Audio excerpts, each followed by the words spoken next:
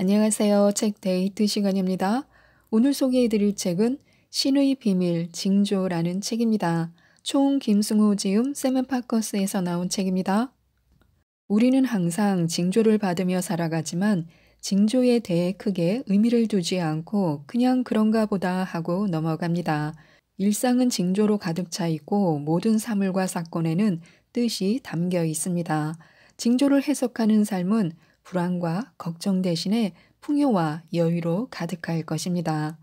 이 책은 일상 속 징조를 해석해 나쁜 운명을 피하고 다시 없을 기회를 잡는 법에 대해서 알려주고 있는데요. 몇 가지만 소개해 드리도록 하겠습니다. 기적이라는 것이 빈번하게 일어날 것이라고 기대해서는 안 됩니다. 물론 운명이 없다는 뜻은 아닙니다. 또한 운명이 있다 해도 이것이 자연의 법칙을 거역하면서까지 기적을 일으키지는 않습니다. 징조라는 것도 기적을 일으킨다는 뜻이 아닙니다. 하늘의 법칙이 그러할 뿐입니다. 즉, 땅의 법칙도 꽉 짜여진 것이 아닙니다. 이럴 수도 있고 저럴 수도 있는 현상은 무수히 많습니다. 미래는 대체로 불확정적이지만 어떤 미래는 이미 확정의 테두리 안으로 들어서 있습니다. 운명 개척은 그 중립지대에서 이루어집니다. 훈련하지 않고 올림픽에 나가 금메달을 딸 수는 없습니다. 그러나 실력의 차이가 미세할 때는 운명이 작용합니다. 그리고 무엇보다도 먼 미래는 불확정성이 아주 높으므로 좋은 운의 흐름을 유도해야 합니다. 우선은 현실에서 최선을 다하고 그 다음에는 운명을 유도하는 행동과 마음에 집중해야 합니다. 그리고 운이란 노력하지 않는 사람보다 노력하는 사람에게 우선적으로 찾아옵니다. 미래의 계획은 구체적으로 그리고 크게 세워야 합니다. 크고 구체적인 계획을 세웠다면 그 다음에는 운이 좋아지는 행동을 찾아서 실행하면 됩니다. 산책은 운이 좋아집니다. 또 풍수가 좋은 곳으로 이사를 하면 운이 분명히 개선됩니다. 그러나 풍수 좋은 곳에 가서 아무 일도 안 하고 지내면 좋은 운도 무효가 됩니다. 운이란 멀리 있고 자연 법칙은 가까이 있습니다. 오늘 무엇을 할 것인가? 이는 주어진 일에 충실하고 할 수 있는 한 최선을 다해 미래를 계획해야 합니다. 이것은 노력입니다. 그리고 남은 시간에는 좋은 징조를 만나거나 만들어야 합니다. 세계의 역사는 자연의 법칙을 따르고 또한 자연계에 오래전부터 내재했던 하늘의 법칙에 따릅니다. 노자가 말했습니다. 만물은 음을 등에 지고 양을 끌어안으며 충기로 화한다고요. 이는 운이 있고 법칙이 있으며 인간이 그것들을 잘 조절할 수 있다는 뜻입니다. 징조는 나쁠 때도 있고 좋을 때도 있습니다. 나는 징조를 오래 살피다 보니 종종 예상한 것과 미래가 맞아떨어지기도 했습니다. 그러면 그저 즐거울 뿐입니다. 이제는 나쁘고 좋고를 크게 개의치 않은 편입니다. 내가 징조에 대해 얘기하는 중에도 징조는 불쑥불쑥 찾아옵니다. 가령 오늘 아침에는 우리 집 주방 찬장이 통째로 무너졌습니다. 이것은 흔치 않은 일입니다.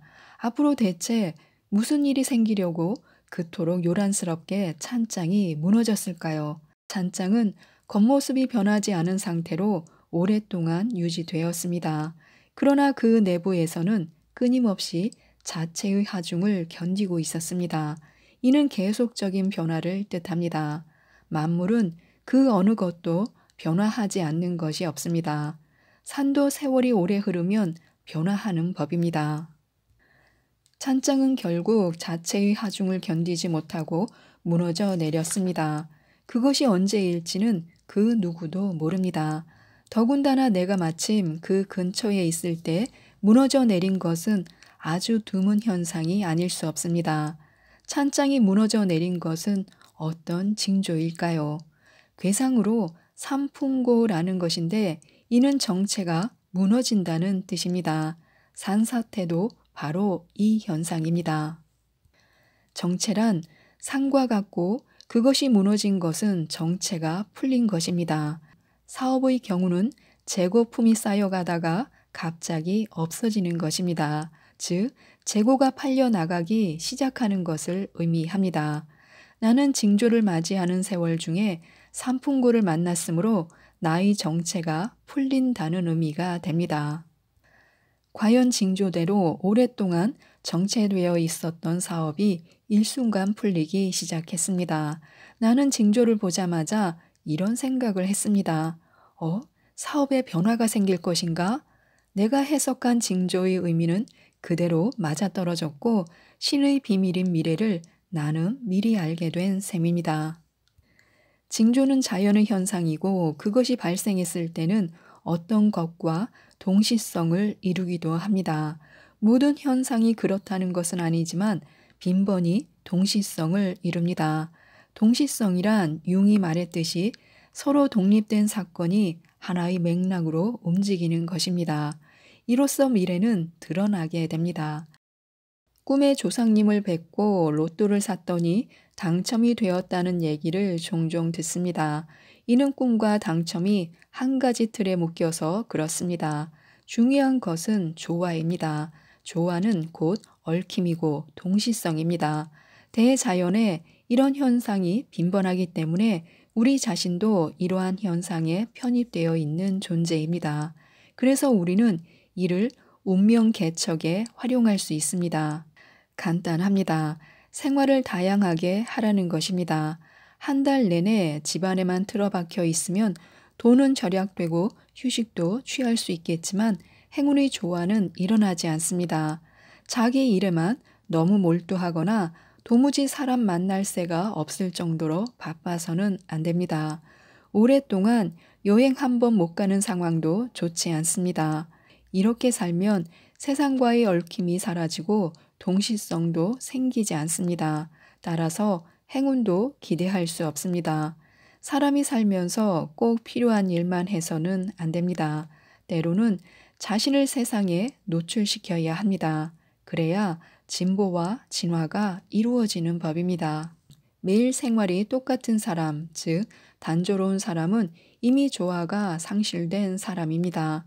이런 사람은 조용하게 살 수는 있겠지만 운명이 특별해질 기회는 거의 없습니다. 조화라는 것은 주역의 괴상으로 수화기재라고 하는데 이는 인생이 잘 굴러간다는 뜻이고 언젠가 한 번은 큰 행운을 맞이할 것이라는 의미입니다. 기회란 드물게 오는 법이지만 그래도 노력하는 사람에게는 반드시 찾아오게 되어 있습니다. 특히 사람을 많이 만나는 사람은 성공할 확률이 높습니다. 옛말에 사람은 서울로 보내고 말은 제주로 보내라 라는 말이 있는데 이것은 사람은 사람을 만나 조화를 이루어야 기회가 생긴다라는 뜻입니다. 마음의 크기는 반성의 크기입니다. 성인이나 영웅은 말할 것도 없고 일반인도 마음이 넓으면 운명도 크게 트이는 법입니다. 부자들도 마음이 참으로 넓습니다. 착하다는 뜻이 아니라 생각의 스케일이 크다는 뜻입니다. 부자들은 일단 째째하게 생각하지 않습니다. 물론 물질적으로 풍족하고 여유롭게 사니까 마음도 점점 그렇게 변해갔을 것입니다. 그러나 그게 다는 아닙니다. 어쩌면 그들은 처음부터 마음이 넓었기 때문에 세월이 가면서 그러한 부를 형성했을 것입니다. 째째한 사람은 평생 큰일을 못합니다. 재물도 아주 많이는 갖지 못합니다. 넓어야 깊어집니다. 운명 역시 마음이 넓어야 좋아질 수 있습니다. 마음의 세계가 넓으면 미래는 다양하게 전개됩니다. 반대로 내면의 세계가 뻔하면 미래도 그렇게 됩니다. 그래서 부자가 되려면 근면함도 중요하지만 시야가 넓어야 하고 나아가고자 하는 보폭도 넓어야 합니다. 우리가 흔히 미래를 개척한다 라고 말하는데 이 말의 진짜 뜻은 다양성을 키운다는 것입니다. 다양성이란 다름 아닌 마음의 크기입니다. 그러니 마음이 넓은 사람에게 좋은 미래가 펼쳐질 수밖에 없습니다. 어제 생각한 것을 오늘도 내일도 똑같이 생각한다면 그는 일정한 한계에서 벗어나지 못하고 있는 것입니다. 무엇보다 한계에서 벗어나야 합니다. 다른 말로 하면 마음의 폭을 넓히라는 뜻입니다. 항상 반성하면서 살면 됩니다. 반성이란 파고드는 것입니다. 그저 눈에 보이는 것만 적당히 파고드는 것은 반성이 아닙니다. 반성이란 누구나 볼 수 있는 것을 보는 게 아니라 숨어 있는 것을 애써 찾는 힘입니다. 100% 보장된 미래는 어디에도 존재하지 않습니다. 어느 정도 개연성을 보면 됩니다. 그리고 징조의 흐름을 놓쳐서도 안 됩니다. 이것저것이 미래를 분명히 지시하고 있다면 과감한 행동이 필요합니다. 어느 정도 조건이 갖추어졌을 때는 결정을 해야 합니다. 물론 결정이 틀릴 수도 있습니다. 99%로 기대했던 일이 1% 때문에 어그러지는 경우도 있습니다.